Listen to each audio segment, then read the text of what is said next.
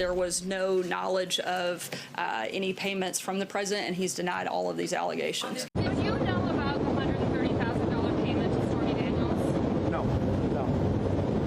Why did Michael Cohen make it if there was no true allegation? Well, you have to ask Michael Cohen. Michael's an attorney, and you'll have to ask Michael. Michael would represent me and represent me on some things. He represents me like with this crazy Stormy Daniels deal. He represented me. Sorry, I'm giving you a fact now that you don't know. It's not campaign money. No campaign finance violation. So they funneled it through the law firm. Funneled through the law firm, and the president repaid it. Oh, I didn't know he did. Yep. In a single softball interview, I think it was Hannity, right? Yep. One of his first appearances as the president's new attorney, old friend Rudy Giuliani, completely contradicted Donald Trump's previous story about porn star Stormy Daniels, which he contradicted himself, actually, as well, before that. Not to stop there, he also undercut the White House position on Jim Comey and Michael Cohen.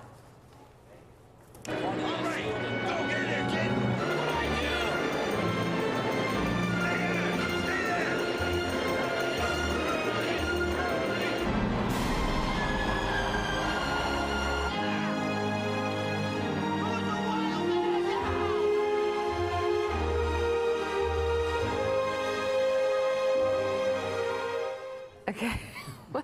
Welcome to Morning Joe. It's Thursday, May 3rd. Willie's birthday. Hey. Happy birthday. We go back to back here. We go Meek on the second. Exactly. We get it over with. Yep. Yeah. Rudy gave you a gift for your birthday. Willie. Actually, there were multiple gifts. There are many. You know those you open the box Crazy. and they go, wait, no, there's one more in the bottom, and you keep digging. But wait, there's more. Joe's favorite term. With us, we have MSNBC contributor Mike Barnicle, Republican communications strategist, MSNBC political contributor Rick Tyler, chair of the Department of African American Studies at Princeton University, Eddie Glaude Jr., former chief of staff at the CIA and Department of Defense, NBC News national security analyst Jeremy Bash, and also with us, NBC News Capitol Hill correspondent, host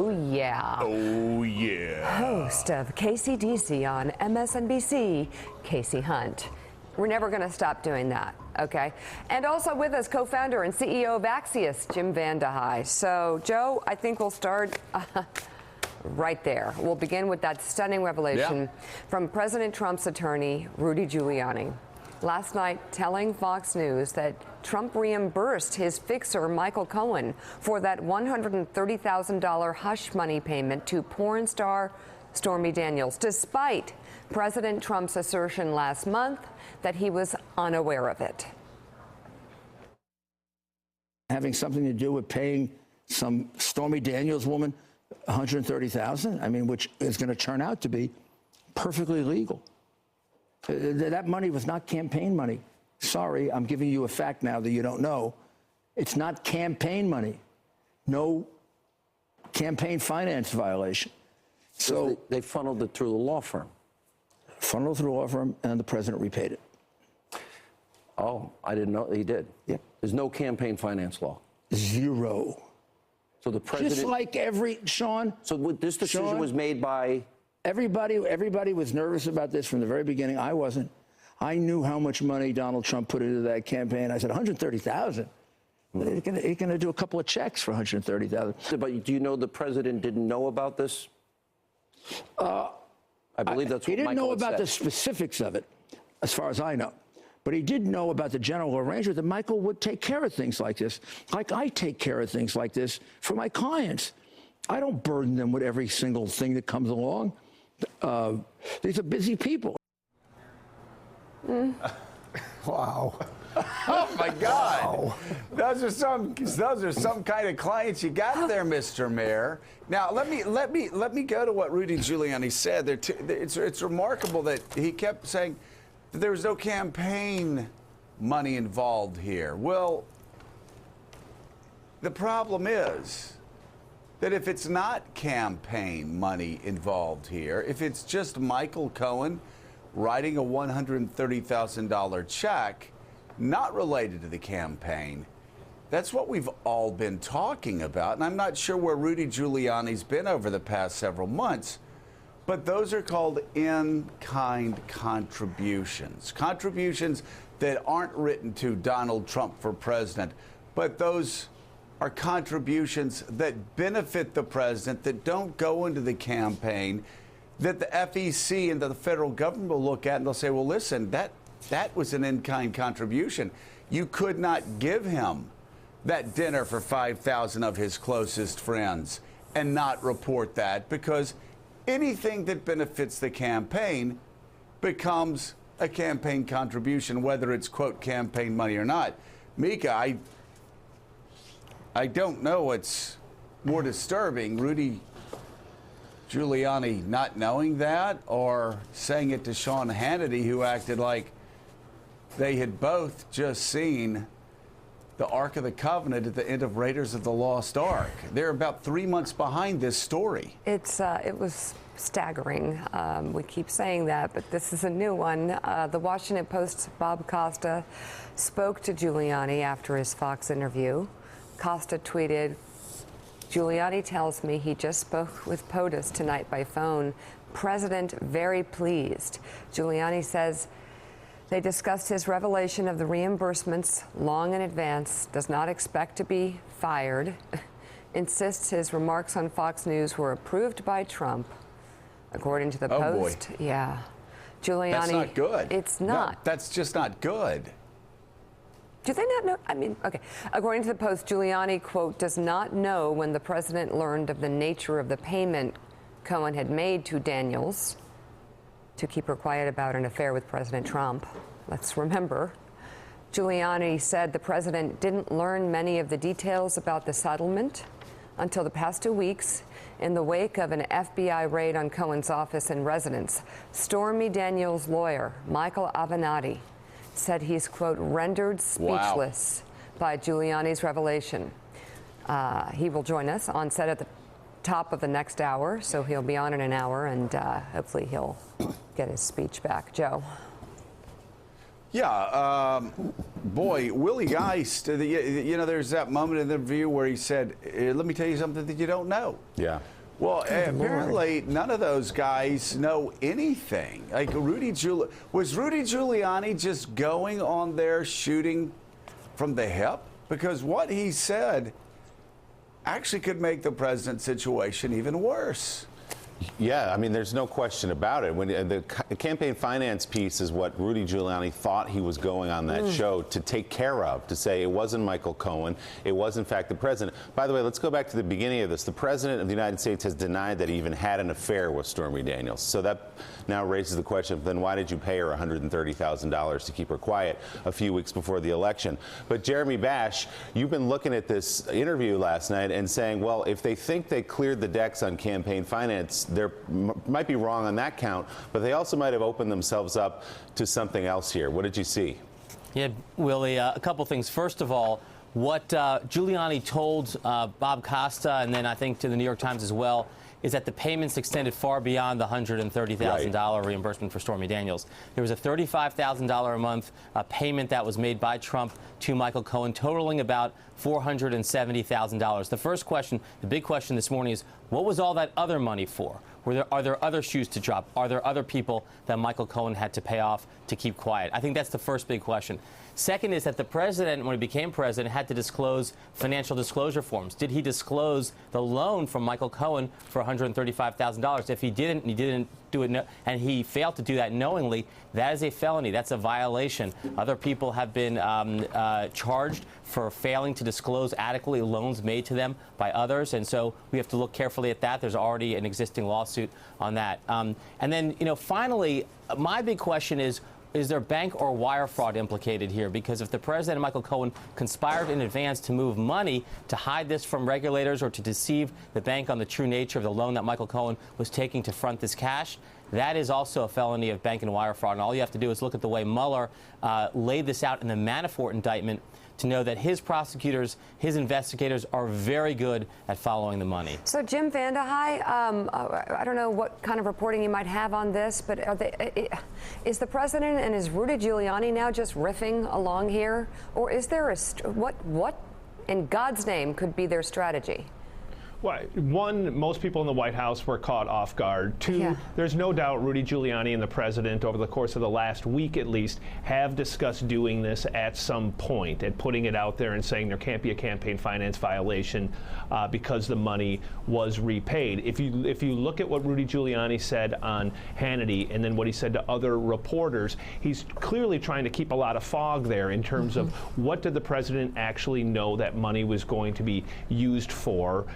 And did he's not actually saying, yes, I had an affair with this woman and I knew that money was paid as hush money and I reimbursed it. They're being very careful on that front, but it's not an accident that this got out. They clearly think it's part of a legal strategy. I think most people who are students of this case don't really get what the legal strategy is at this point. And I think the danger is that it was something that was pretty much improvised between the president and Rudy Giuliani themselves without input from the small number of other people on the legal team. So MSNBC chief legal correspondent Ari Melber tweeted, the feds now have everything from Michael Cohen's office. Do they have something that's forcing Trump's lawyers to admit he's behind the Stormy Daniels payment after all his public denials? Joe.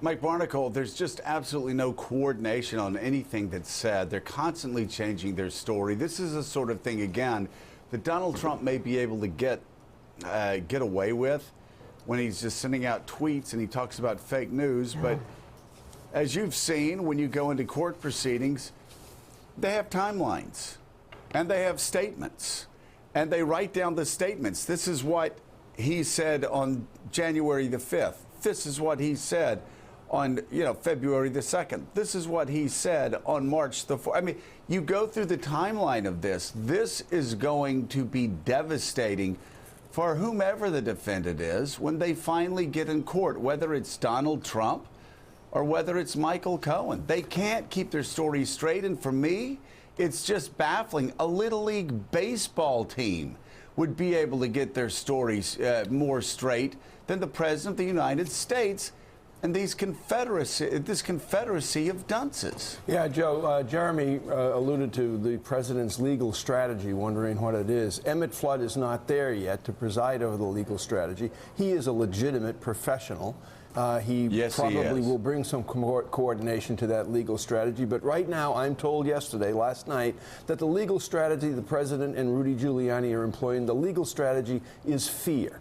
They are desperately afraid that Michael Cohen is cooperating with the special prosecutor. And they are also convinced that the special prosecutor might have Donald Trump's tax returns, which would be a lethal weapon in terms of matching the president's rhetoric against actual fact-based stuff. What did he spend the money on? What was the $400,000 plus spent on? Did he deduct it? Things like that.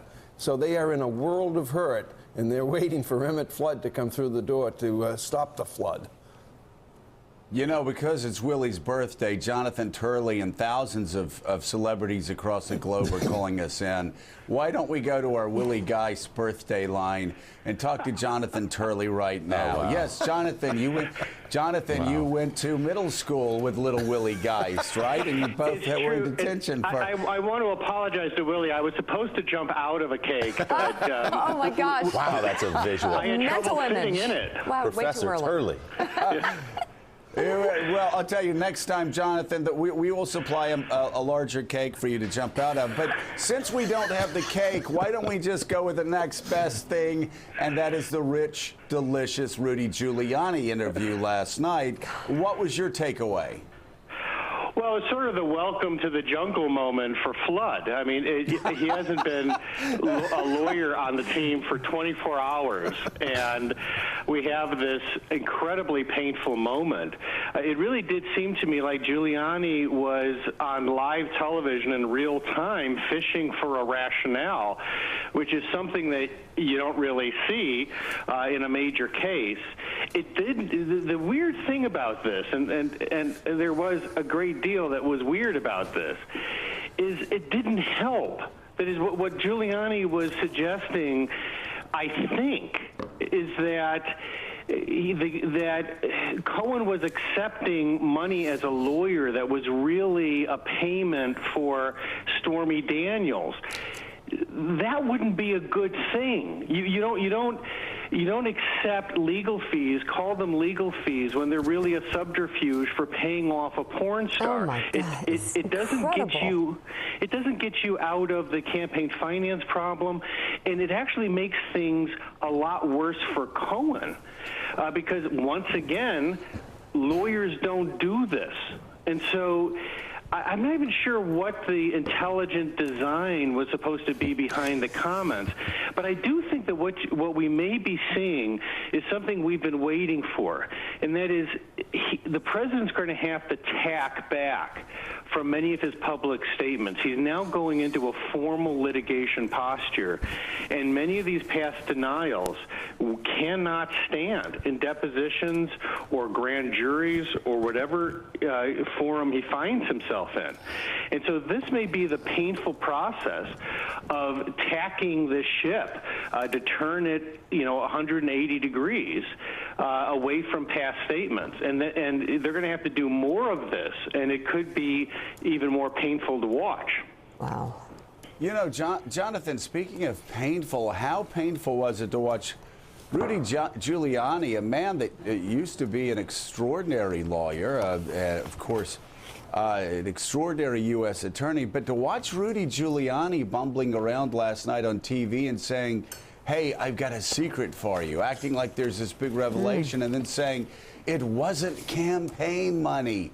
Well, of course, we all knew it wasn't campaign money. The problem was it wasn't campaign money. It wasn't reported. That's an in-kind contribution. And what Rudy Giuliani is saying actually proves a point that prosecutors would want to make, that this was done outside of the campaign to hide the payment a week and a half before the presidential campaign to accrue to the benefit of Donald Trump's campaign. Giuliani just stepped right into it there. And I'm baffled that a guy that was in public office for as long as he was and was a lawyer for as long as he was didn't realize that he was undercutting his own client.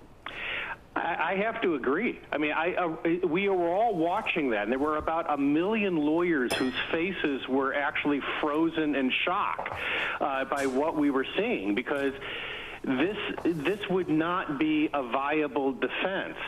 And I think that what Giuliani was trying to do is say that it can't be campaign finance violation because it's not money coming from the campaign, which, as you ably pointed out, doesn't really track. But then he was saying, well, the president knew of the details in the sense that he knew Michael would handle it. And what really struck me as being the most worrisome element is this is exactly what some of us have talked about as the danger for Trump. If he tries this type of nuance and, frankly, ridiculous spin in an interview or deposition or grand jury, he won't make it out legally. I mean, you saw what would happen with just a casual conversation with Sean Hannity. That's nothing in comparison to having a skilled prosecutor examining you. And, it only works if they only get one question and no follow-up, and that's not going to happen. So, Professor Turley, the argument by Giuliani last night was a little hard to follow at times, but I think what he was trying to say was that at the time of the payment, President Trump didn't know that Michael Cohen had paid $130,000 to Stormy Daniels, but after the fact learned about it and then repaid it in a series of installments. Does that help the president's case at all, that he didn't know at the time that it was a direct payment to Stormy Daniels, and he could just say, I was merely reimbursing for legal fees to the tune of, well, $130,000, conveniently the price that was paid to Stormy Daniels? I think that it helps in the sense that if he had no specific knowledge, he may not be responsible for a campaign finance violation that is intentional. But that's not the end of the question for a court. if he was aware that, and Giuliani also said this, that there was this fluid relationship with Michael Cohen handling these types of problems, that doesn't necessarily take out what's called the scienter element to the offense. I think that what Giuliani was trying to do is to say that that Cohen was never part of the campaign. He was the president's fixer. The president gave him authority to do things. And so this really was an exercise of legal representation, not campaign finance. You know, John Edwards tried to make similar types of nuanced arguments. And he ultimately, I have to say, did succeed. As we've talked about in the past, I thought the John Edwards prosecution was pretty weak. This would be weak in that sense as well, because these are hard crimes to prove. But what Giuliani was saying would not be a perfect defense. In last night's interview on Hannity, Rudy Giuliani also tried to revise what President Trump said about why he fired FBI Director James Comey. He fired him, and he said, I'm free of this guy. And he went on Lester Holt. Lester Holt's interview was as good as anybody could do, better than I think any of the people around Mueller could have done. Lester Holt asked him, why'd you do it? He said, I did it because I felt that I had to explain to the American people their president was not the target of the investigation. But that is not what the president told Lester Holt in May of 2017. Here's Trump talking about Comey from just 48 hours after the firing. Look, he's a showboat. He's a grandstander. The FBI has been in turmoil. You know that. I know that. Everybody knows that. You take a look at the FBI a year ago. It was in virtual turmoil less than a year ago. It hasn't recovered from that. Monday, you met with the Deputy Attorney General, Rod Rosenstein. Right. Did you ask for a recommendation? What I did is I was going to fire Comey. My decision. It was not. You had made the decision before they came in the room. I was going to fire Comey. There's no good time to do it, by the way.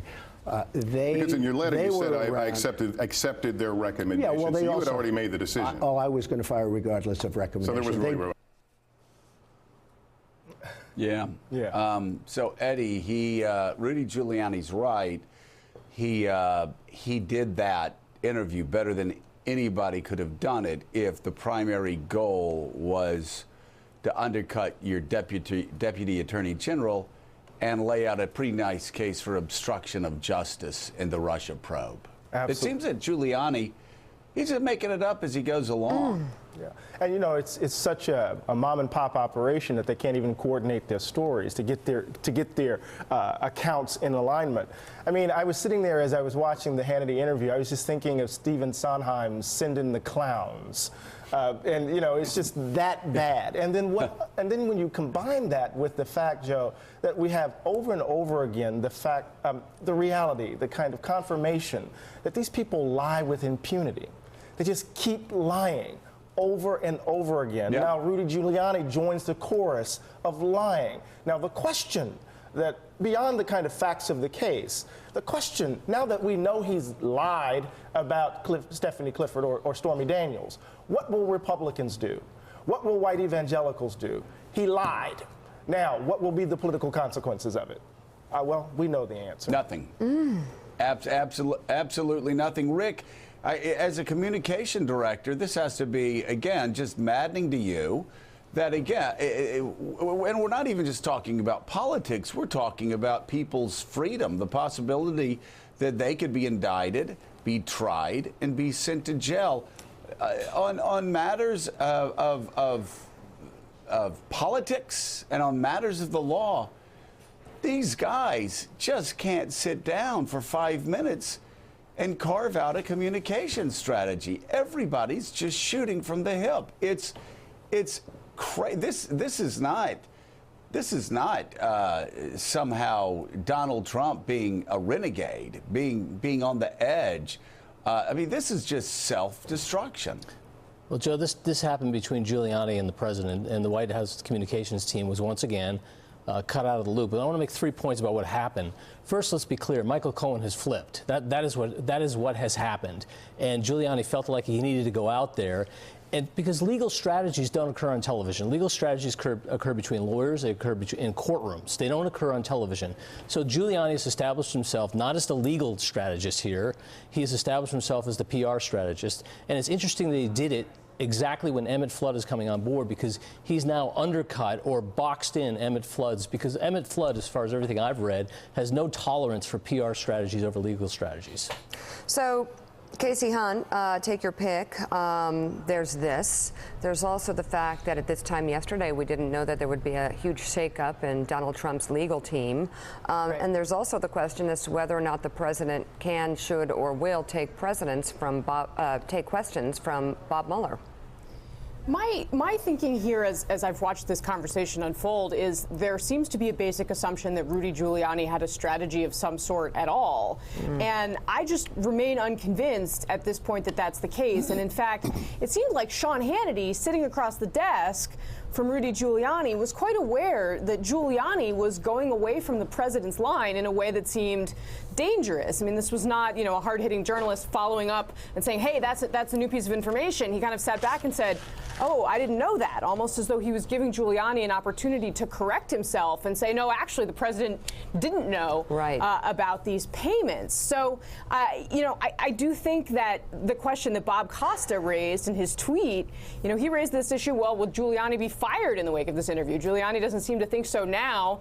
But I haven't checked my phone lately about it. I don't think we've seen any tweets yet from the president this morning, but I mean, that's what I'm watching for on this. Yeah, I'm not sure how he could see that as a good job unless they are just stuck in their own little bubble. And this is the second time in recent memory, very recent because things changed so much, where the president and then Rudy Giuliani has gone on what you would definitely very safely consider a friendly platform, to say the least. And that's when you start just riffing and you feel so comfortable and you feel like the interviews who you're talking to are going to help you out and they're not going to ask you any hard questions.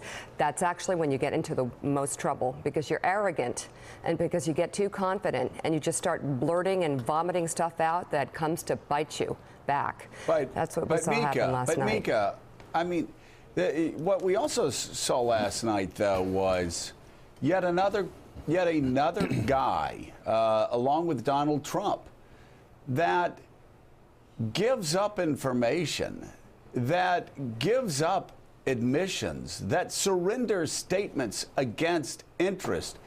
Let me go to Jeremy Bashir, that surrenders admissions that can be used against them in the court of law down the road, or at least make their jobs more difficult, that I'm sorry, sane, rational business people, CEOs, attorneys would not do. If these guys, if Rudy Giuliani had been, let's say, counsel for IBM and delivered a performance that undercut IBM like he did last night for the President of the United States, he'd be fired the next morning. If Donald Trump were a CEO and did the Fox and Friends interview and damaged his case as badly as he did on Fox and Friends, Xerox would fire him the next day. I mean, every Fortune 500 company would say he's not well, and they'd call the family and say, I think your father's lost a step. I think your husband's lost a step.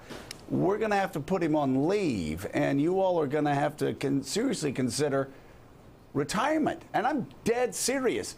Jeremy, they go to Fox and Friends and Hannity, and they still figure out how to damage their own case. Yeah, Joe, I sort of had this image in my mind of the president watching the interview last night with his finger hovering over a button of a trap door that when he pressed it, Giuliani would fall right through. And that's kind of what I think the president wanted to do, because I don't think Giuliani really had his story tight, concise. There is no good explanation for why not just $135,000 would be paid to Michael Cohen, but why $470,000 would be paid to him. And if you read the Bob Costa transcript, when Giuliani called Costa later in the evening, he also said that the reason there was this additional set of monies paid to Michael Cohen was to pay for the taxes. And there is no explanation in the world why Donald Trump would have to gross up the taxes for Michael Cohen. Was this income? What was this? There is a lot of there's a lot of explaining to do about the federal disclosure forms, the tax filings, the campaign finance filings that Giuliani answered precisely none of them last night. Oh, my Lord. The president received a stern warning against a purge at the Department of Justice after the president tweeted that the department, led by his own appointees, is, quote, a rigged system. They don't want to turn over documents to Congress. What are they afraid of? He wrote. Why so much redacting? Why such unequal justice, in quotation marks?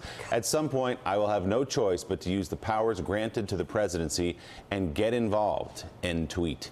That threat is similar to the ones he made on Fox News last week.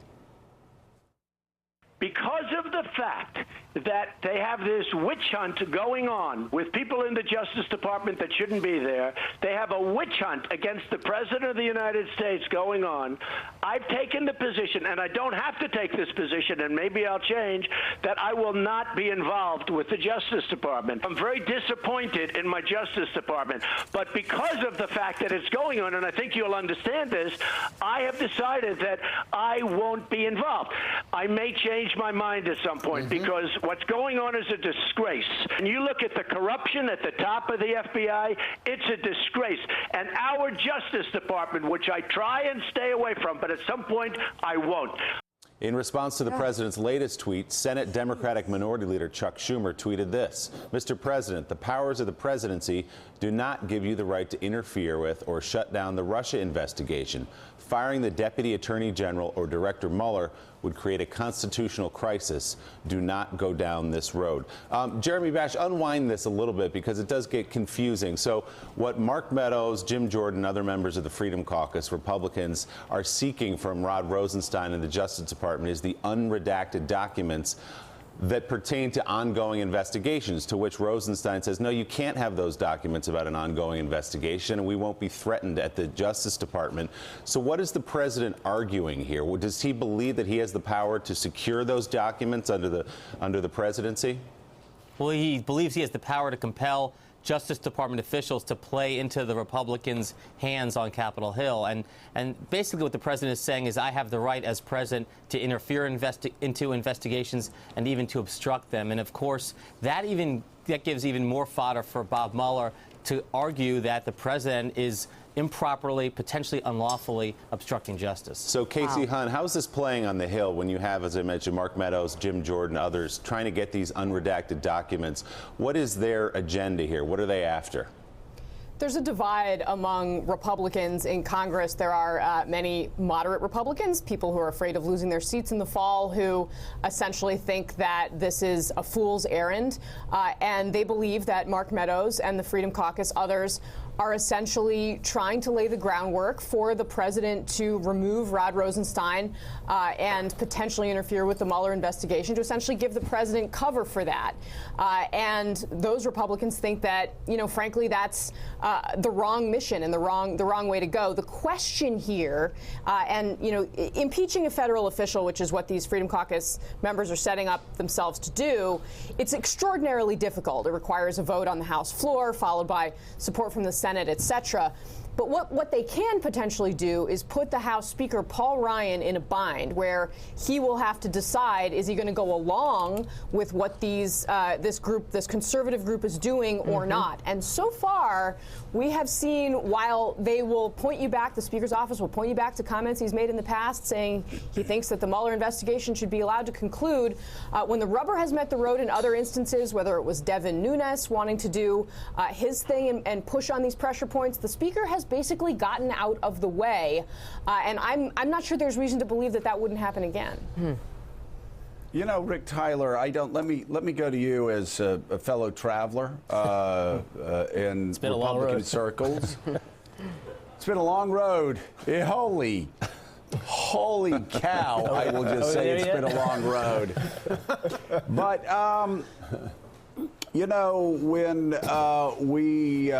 when I was a part of something in Congress that actually makes the Freedom Caucus look like a moderate group of choir boys and girls, we were obsessed with deficits. We were obsessed with spending bills.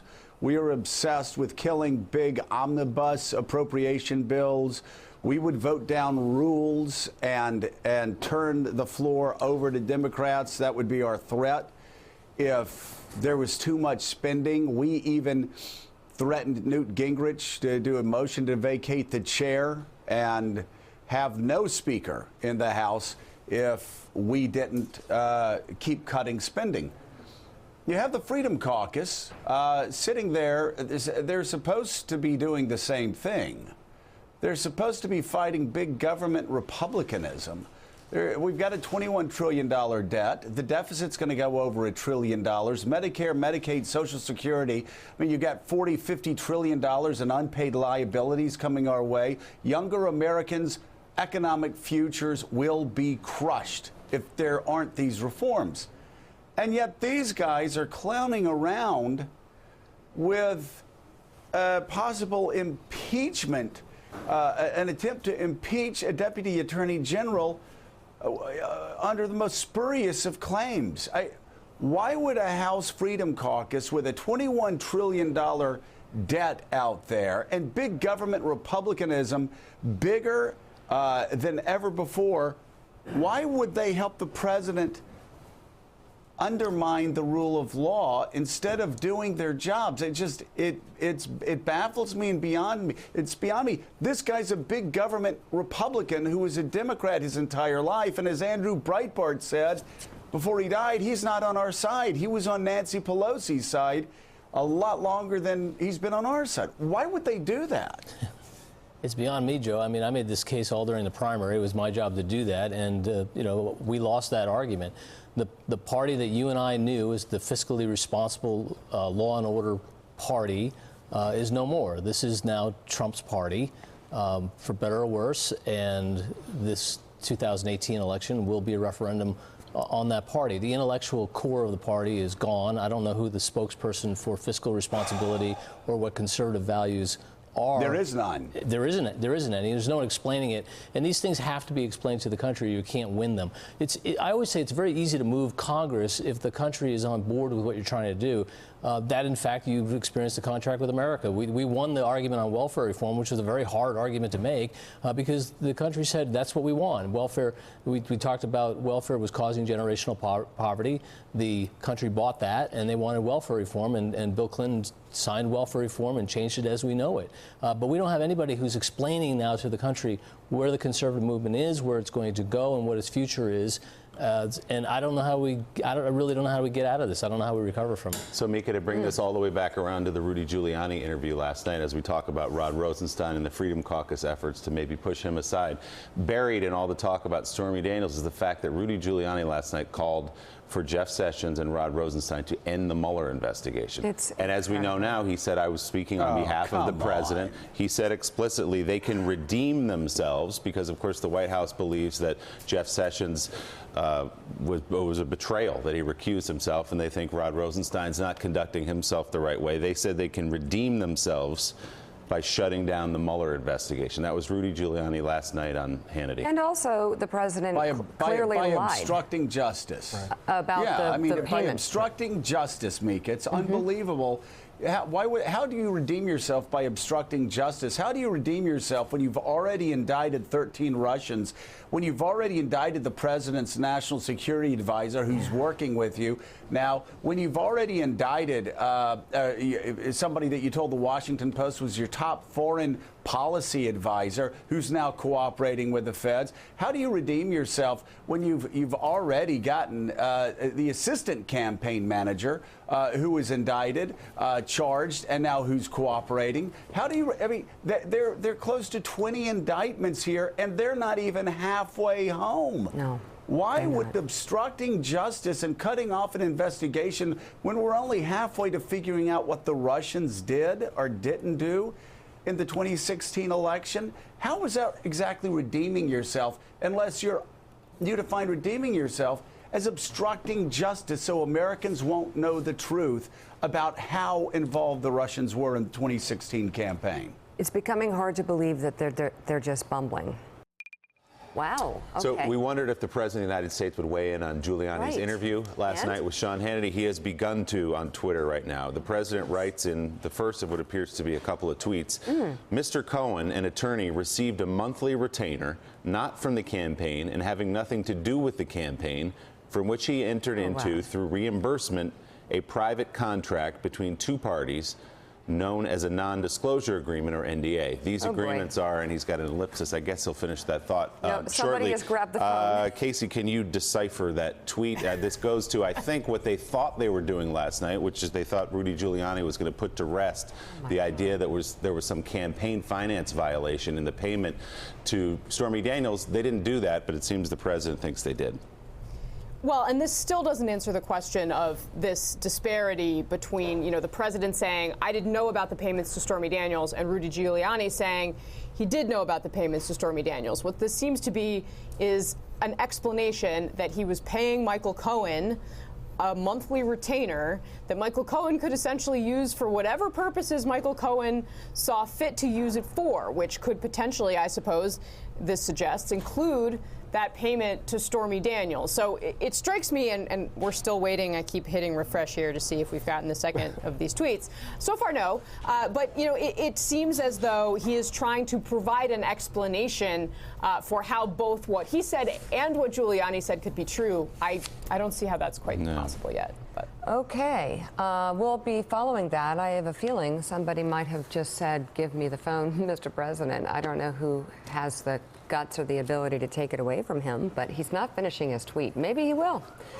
We're going to have Michael Avenatti on in about 7 minutes, and we'll be talking about that Rudy Giuliani interview. But joining us now, president and founder of Eurasia Group and foreign affairs columnist and editor-at-large for Time magazine, Ian Bremmer.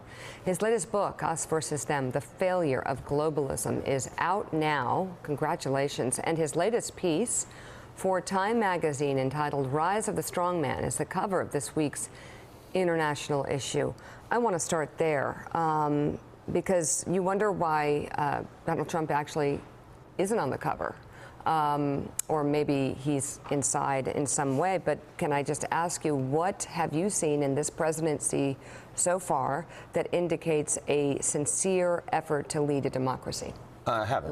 Right. I haven't. No, he'd like to be on the cover. As you know, he thinks he's on more Time covers than he actually has been. But I didn't put him there. I didn't put him there because ultimately, even though Trump has little regard for support for the precepts of liberal democracy, there's only so much he can do as the American president, right? I mean, I was just in London. And the Queen, as you know, is about to see Trump, and they're going to spend a lot of time with him. And, her view on this is, not the best of the presidents, but I've seen 13 of them. They come and they go. U.S. institutions are stronger than that. And the thing that concerns me, and I write about this both in this piece as well as in the book, is that while we're covering breaking news on Trump tweets all the time, there's a really big question on how it was that the country got to the point that we could elect someone like that. Right. Especially because we're not unique. It didn't just happen in the U.S. It's happened in Britain. That's correct. It's happened all over Europe. It's happened in every advanced industrial democracy in the world except for Japan, where they don't have immigrants and where the population is shrinking. They're the non-globalists. And I think that's what we need to spend some time on that, precisely because liberal democracy as a model today feels weaker than at any point since we started it. Eddie. So what are some of the fissures, some of the contradictions that produce the outcome? How did we vomit up something like Trump? Right, to put it crudely. Sure. Right? So, and in some ways, there are all of these, I don't want to answer my question, but there are all of these anxieties and fears that seem to have driven folks to rest their hopes in the P.T. Barnum of our politics, right? Yeah, it's a protest vote that sense not that necessarily it's going to make it better, but the fact that everyone else in the establishment's lying to you, right? I mean, look, I grew up in the projects. And my brother voted for Trump. And if my mother were alive, she would have voted for Trump. Because there's no way they would have supported a Bush or a Clinton or any member of the establishment they feel had plenty of facts, and they were using them in no way to help the average person. And I think you can look at the economic side, free trade, and people felt left behind. You can look at immigration, saying you're letting all these people in, but what about me? You can look at the military and say we're fighting all these wars, but it's on the back of the enlisted men and women. But the biggest piece is the technology piece. So how do you say more about? But how do you account for the complicity of other folks, not just simply Trump, but other institutions, whether it be the Congress, whether other institutions, in producing this outcome? Well, American institutions politically have become sclerotic. The importance of big money in being able to ensure that policies are not made to make something like infrastructure work, that our educational system is at the bottom of the OECD league tables, when we are by far the wealthiest large country in the world. You know, those things are unacceptable, and they've happened not just under Trump. Those things have happened for a long time. But as I mentioned, technology is the big piece that's changed, right? Because 25 years ago, we really believed that technology empowered liberal democracies. That's why Tunisia and Egypt fell down.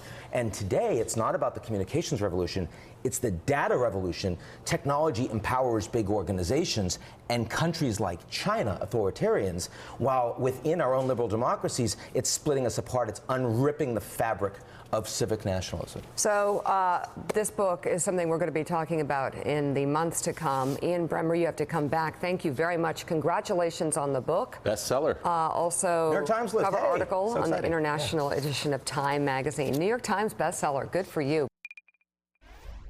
The settlement payment, which is a very regular thing for lawyers to do.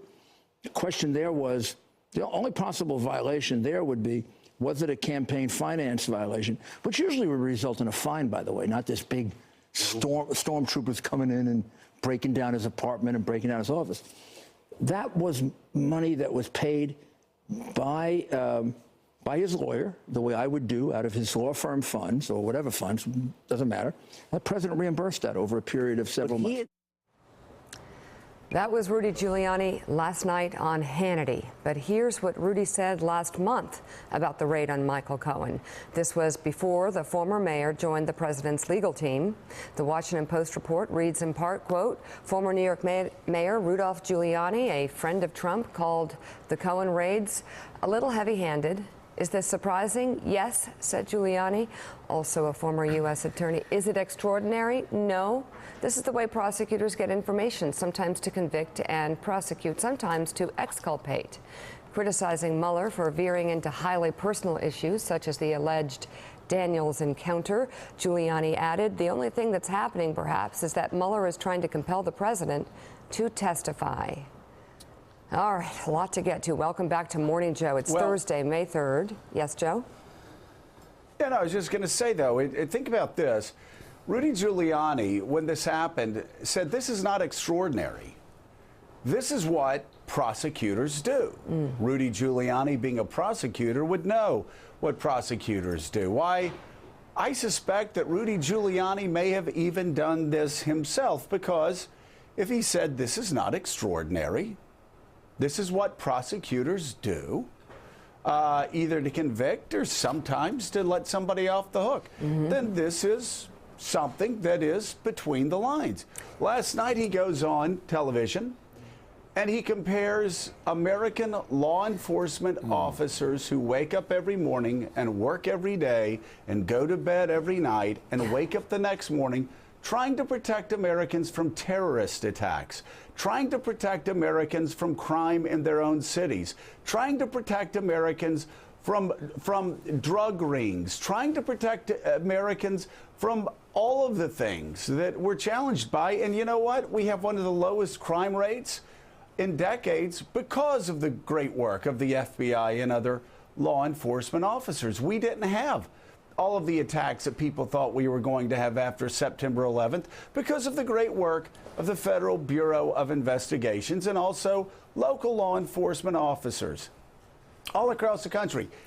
But last night, to score a cheap political point for a former reality TV star, Rudy Giuliani compared the FBI and people in the Southern District of New York to Nazi stormtroopers, just to score a cheap political point.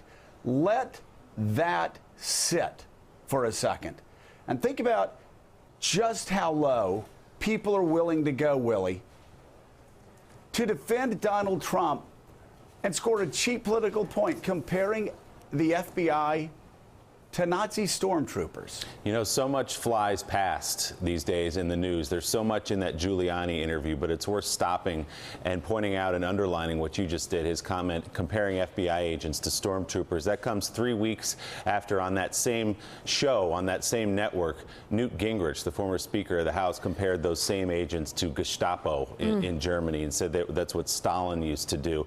I would also point out, Joe, that that search warrant was executed by the Southern District of New York. That's the same district where Rudy Giuliani was the U.S. attorney 30 years ago. He knows how that place operates. He signed off on those warrants. Those are his people, his guys. But as you say, to make the president proud sitting in the Oval Office, he compared those same people that he knows, worked with, respected, to Nazi stormtroopers. It's pathetic, and we should not let it fly past.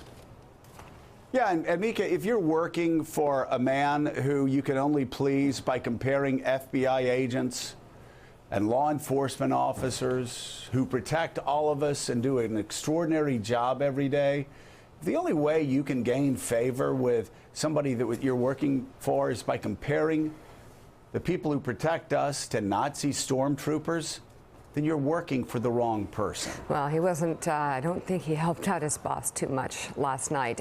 He might think he did. Here's more of that stunning revelation from President Trump's attorney, Rudy Giuliani, last night telling Fox News that Trump reimbursed his fixer Michael Cohen for the $130,000 hush money payment to porn star Stormy Daniels, despite President Trump's assertion last month that he was unaware of it. Having something to do with paying some Stormy Daniels woman $130,000, I mean, which is going to turn out to be perfectly legal. That money was not campaign money. Sorry, I'm giving you a fact now that you don't know. It's not campaign money. No campaign finance violation. So they funneled it through the law firm. Funneled through a law firm, and the president repaid it. Oh, I didn't know he did. Yep. There's no campaign finance law. Zero. So the president. Just like Sean. So this decision was made by. Everybody was nervous about this from the very beginning. I wasn't. I knew how much money Donald Trump put into that campaign. I said, $130,000. He's going to do a couple of checks for $130,000. But do you know the president didn't know about this? I believe that's what he didn't Michael know had about said. the specifics of it, as far as I know. But he did know about the general arrangement that Michael would take care of things like this, like I take care of things like this for my clients. I don't burden them with every single thing that comes along. These are busy people. And the president is up and tweeting. He's finished his thought now about his reimbursement to Cohen. This morning, the president writes this: Mr. Cohen, an attorney, received a monthly retainer, not from the campaign and having nothing to do with the campaign, from which he entered into, through reimbursement, a private contract between two parties known as a non-disclosure agreement, or NDA. These agreements are very common among celebrities and people of wealth. In this case, it is in full force and effect and will be used in arbitration for damages against Ms. Clifford Daniels, in parentheses. Yeah. The agreement was used to stop the false and extortionist accusations made by her about an affair, despite already having signed a detailed letter admitting that there was no affair. Prior to its violation by Ms. Clifford and her attorney, this was a private agreement. Money from the campaign or campaign contributions played no role in this transaction. Let's bring in Michael Avenatti. Wow. He's, of course, the lawyer representing Stormy Daniels. Also at the table with us, White House reporter for the Associated Press, Jonathan Lemire. Michael, I'll begin with you. The president says that you and Stormy Daniels are exercising extortionist tactics. How do you react? Mr. President, you and your advisors and your lawyers need to bring it. Bring it. Because you continue to lie to the American people, and we are not going to tolerate it. Not today, not tonight, and any other day. This is an absolute disgrace, what has gone on here over the last few months. And by the way, if anybody thinks that Donald Trump wrote those tweets, then they have been paying attention over the last couple years. I don't know the lawyer that wrote this, but you can tell a lawyer wrote it because all you have to do is count the number of commas in the run-in sentence in the first tweet. Whoever the lawyer is that wrote this, that lawyer is also a moron because can't now spell either. because now he or she has subjected the president to yet another potential lawsuit for defamation for what they've done. They've also undercut a number of other claims that have gone on over the last few months. I mean, look, here's what's shocking to me as somebody that's litigated in a lot of cases around the country for a lot of years. I have never seen a group of people that cannot shoot straight. And I mean, these folks make the Watergate burglars look competent. So these tweets now talk about the Stormy Daniels and the affair, and that there wasn't one, or the president. Now, can you tell us what's on the CD? 'Cause you warned him. You warned him not to talk about it. Mika, look, we're going to examine what just happened by way of these tweets. We're going to figure out whether we want to release that DVD right now. I mean, we're digesting this in real time. Okay, maybe we will. That's what your warning was about, right? Mika. No. I'm just saying there's a possibility now Mika, there is that possibility. I want to concentrate right now on what's happened in the last 12 to 18 hours. Got it. I agree. That's why you're here. I think it's critically important that we realize that the American people have been lied to, and this is not about, I want to be really clear about something. This is not about whether you're on the left or on the right or in the center or what your political persuasion is. The American people should not have their president stand on board Air Force One and blatantly lie to them, and then have his surrogates out there lying to the American people about a $130,000 payment around a campaign and a subsequent cover-up. It just shouldn't happen, not in this nation. And let me just say this. If we've reached a point, this is a big point, if we've reached a point in this nation where that's acceptable, I think we need to really do some self-examination and talk about what we've become. So we're going to talk about the payment in a second, but a couple of points from the president's tweet. Did Stormy Daniels sign a letter saying there was no affair? Yeah, that's always been known, and she dealt with that on the 60 Minutes piece, and she explained the circumstances around that. Right. And did she violate the NDA by going on 60 Minutes and talking about? No, we don't believe she did violate the NDA because we don't believe the NDA was ever in existence because it was never signed. And what we heard from Michael Cohen and what we heard from the people that were defending Michael Cohen for months was that the president never knew anything about the agreement, never knew anything about the payment, that Michael Cohen went off and did this on his own. I mean, we know that to be an absolute sack of lies. So you've been on this show a couple of times and said you've seen evidence that shows the president directed this payment. Rudy Giuliani seems to confirm that last night by saying, yes, not only did he know about it, he reimbursed for the payment. What does this mean to your case, the revelation from Giuliani last night? Well, I think our case just got exponentially better in the last 24 hours. I mean, we knew we were going to be able to prove this, but we didn't know we were going to have Rudy Giuliani appear on Sean Hannity and do it for us on a Wednesday night this early on in the case.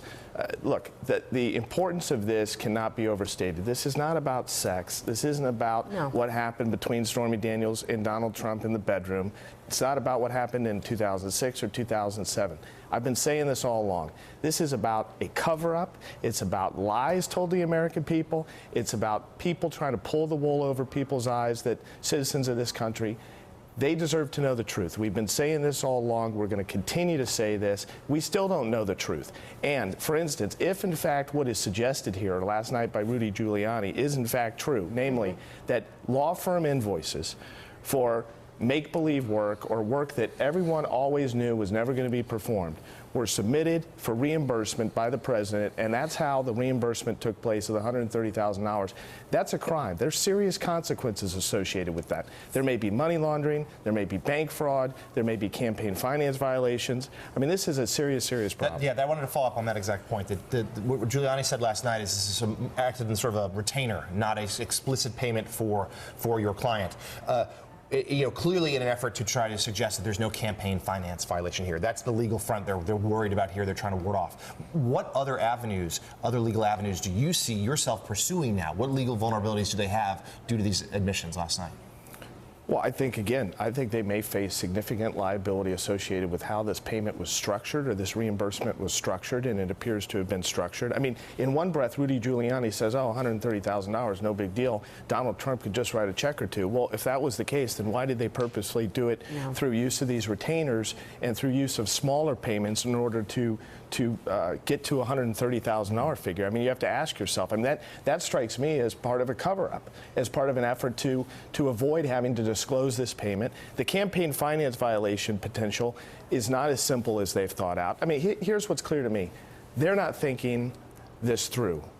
We've been playing three-dimensional chess. They've been playing tic-tac-toe, and it's continued. And you know that by way of his statements because they haven't thought through all of the legal ramifications of all of these admissions that they're making. Are you still confident you're going to get to depose the president? I'm more, you know what? I'm more confident this morning than I've ever been throughout this entire process. And the reason is because of statements like this, which completely undercut prior representations that have been made and call into question as to really what the story here is. And I believe that the reason why you saw, I don't believe that this was just Rudy Giuliani going off on his own on a whim and making these statements and now he should be fired this morning because he made a mistake. This was calculated. This is what's called hanging a lantern on it. When you have a political problem or other problem, you get out in front of it or you attempt to disclose it. I think they knew that eventually either we were going to get the deposition and we were going to find this out and disclose it and it was going to be a bombshell, or they know that what part of the information that the FBI seized in connection with the 3 raids would include this information.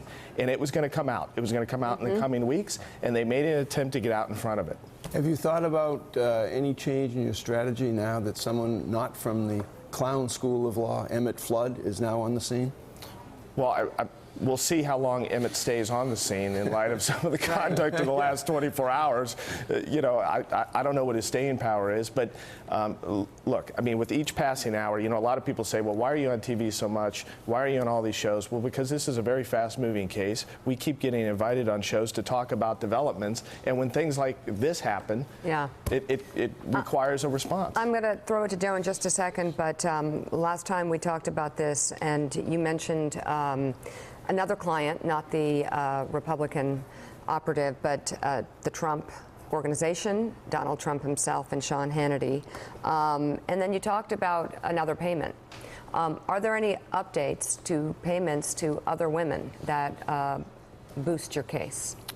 We don't have an update per se, but I don't want to suggest by that we don't have any additional information, but we don't have anything that we're prepared to publicly talk about right now. Are you focused on a $1.5 million payment? We're focused on, I mean, one of the payments that we're focused on is this alleged payment on behalf of Mr. Brody. And does that connect to Donald Trump at all? Perhaps, but we're not prepared to make a statement along those lines. Okay. Joe, jump in.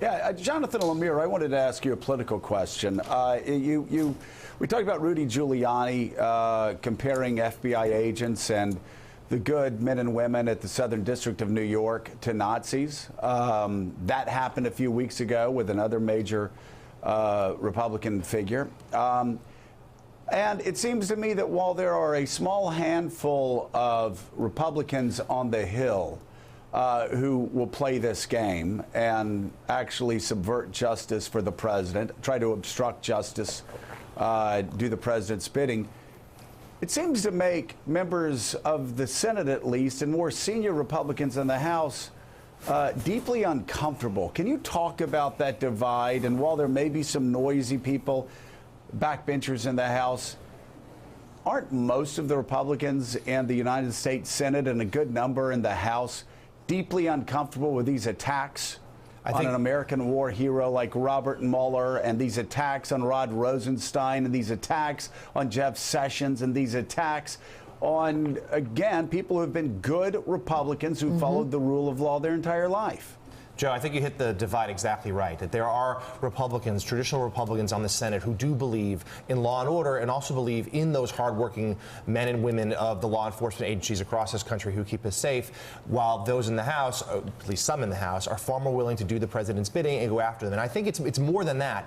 We've seen that especially in recent weeks, the sort of seemingly coordinated attacks at DOJ, on the FBI, not just from the White House, and the president's been doing that for a while, but some of his surrogates and members of the House who are sort of suggesting, like, look, we need to wrap this up, meaning the probes, that this has gone on too long. They're muddying the waters in terms of throwing stuff out there and trying to undermine the credibility of these probes, but they're also suggesting that this is distracting from the American public, this is distracting from his business. We heard that from Giuliani last night, too, suggesting that, what people should be focused on is North Korea. The president said North Korea and NAFTA. They're trying to suggest that these matters, these investigations, which are obviously so important, are in the way, and that this is not just trying to muddy the responses, but perhaps, suggesting a way for the president to act to cut them off.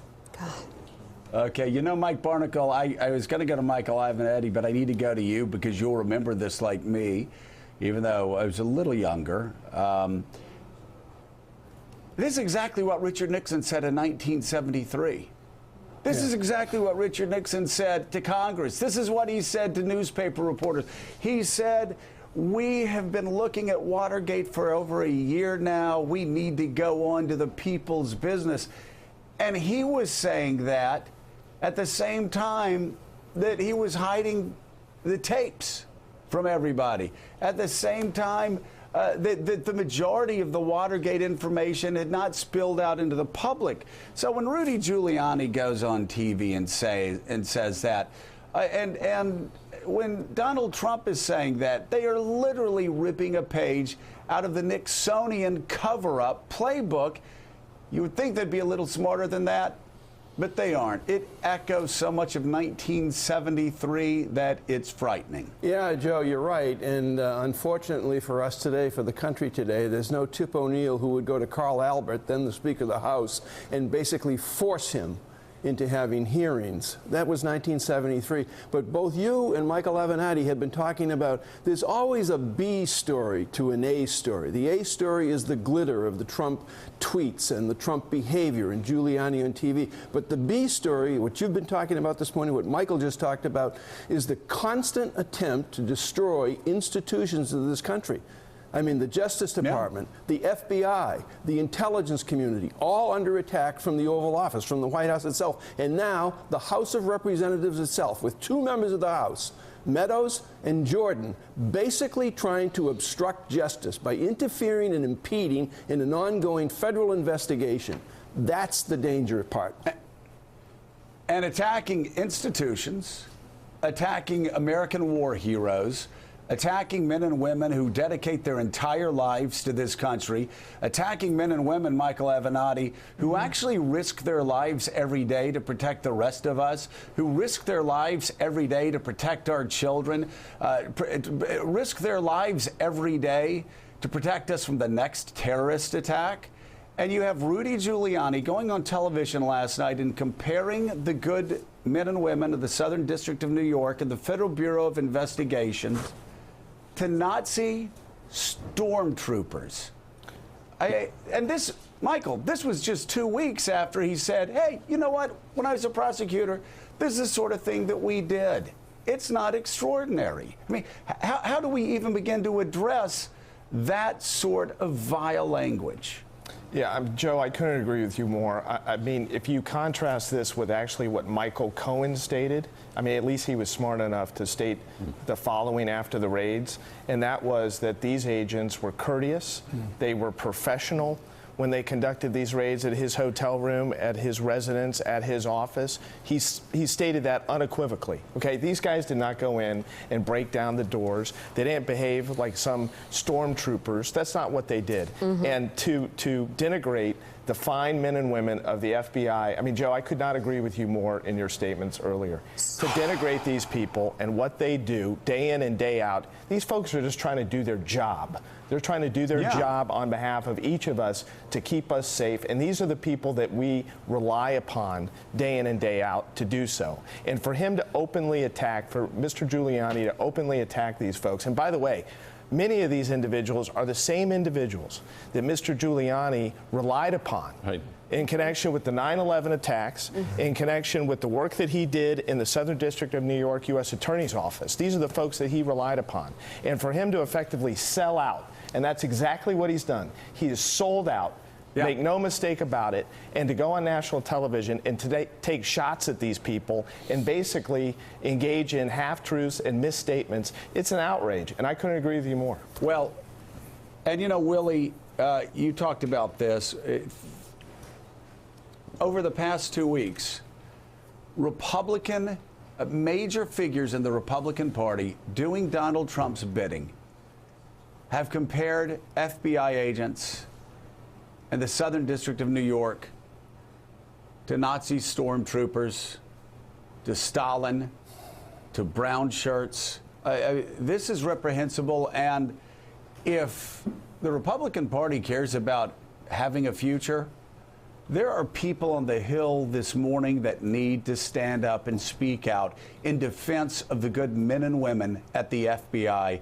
And yes, the prosecutors at the Southern District of New York. This is shameful, and there is no excusing this. You're talking about Rudy Giuliani, the former U.S. attorney in the Southern District, the mayor of New York City. You're talking about the former Speaker of the House, Newt Gingrich, who, as I said earlier, on the same Sean Hannity show where we saw Giuliani last night, 3 weeks ago, compared those FBI agents to Gestapo, said they were using Stalinist tactics. And for what? To circle the wagons around a president who wouldn't lift a finger for them if they were in trouble. We all know that's to be true. So you ask yourself, at what cost do these men who've served the country, I mean, Rudy Giuliani, let's not forget around 9/11 who he was and what he did, to take their reputations and tatter them for the President of the United States.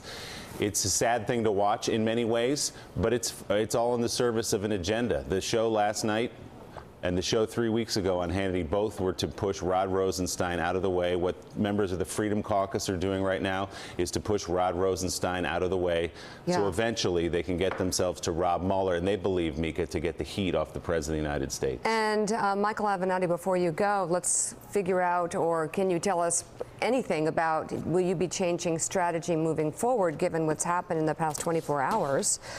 Even the president's tweet, which I am watching getting retweeted at like 100 miles an hour right now, going out to millions of people, saying that your client and you, the agreement was used to stop the false and extortionist accusations made by her about an affair. I mean, is he defaming your client?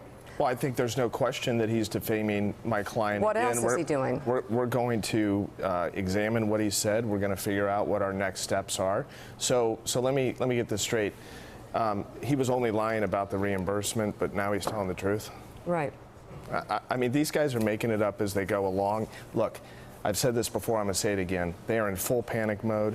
They don't know what to do. They're digging the hole deeper, and we're going to get to the bottom of this no matter how long it takes, and this is not going to end well. I said it a few weeks ago. I said it last week. I'm going to absolutely, no question, say it again this morning.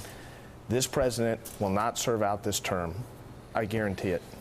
And your client, what is her status? And is she safe? Is anyone threatening her?